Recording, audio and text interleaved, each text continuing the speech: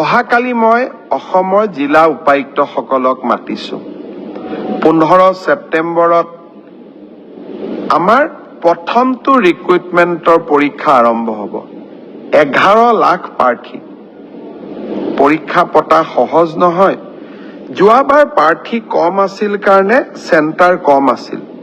এইবাৰ চেণ্টাৰো বহুত প্ৰত্যাহ্বানো বহুত কালিৰ পৰা আমি প্ৰস্তুতি কৰিম যাতে পৰীক্ষা সুন্দৰ কৰি হয় আৰু পৰীক্ষা আমি যাতে সফলতাৰে পাৰ কৰিব পাৰো পৰীক্ষাত নকল কৰা বা পৰীক্ষাত নিয়মৰ বাহিৰত গৈ যিসকলে কপি কৰে নকল কৰে তেওঁলোকৰ বিৰুদ্ধে আমাৰ চৰকাৰে এখন বিধানসভাত আইন প্ৰণয়ন কৰিছে ইয়াৰ ফলত পৰীক্ষাত নকল কৰা ব্যক্তিজনক গ্ৰেপ্তাৰ কৰাৰ উপৰিও তেওঁৰ ঘৰুৱা সম্পত্তিসমূহ চৰকাৰে অধিগ্ৰহণ কৰাৰ এক ডাঙৰ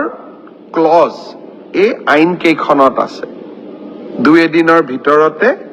আমি এই আইনখনৰ বিষয়েও বহুল প্ৰচাৰ কৰিম মই আশা কৰিম মেধাৰ ভিত্তিত নিযুক্তি বহুতে কয় মোৰ মেৰিট আছে কাৰণে মই চাকৰি পালো বহুত এতিয়া ফেশনো এটা আছে যে আমি বিজেপিক কিয় ভোট দিব লাগে আমিতো মেৰিট আছে কাৰণে চাকৰি পালো মই এটাই কথা কম মেৰিট আৰু মেৰিটৰ ভিত্তিত পৰীক্ষা পাতা এই পংকিলতাৰে ভৰা সমাজত ইমান সহজ নহয় এক প্ৰকাৰ অহা কালি পৰহিৰ পৰা আমাৰ অফিচাৰসকলে ৰাতিয়ে দিনে কাম কৰিব লাগিব যাতে 15 ছেপ্টেম্বৰৰ পৰীক্ষা নিকা হয়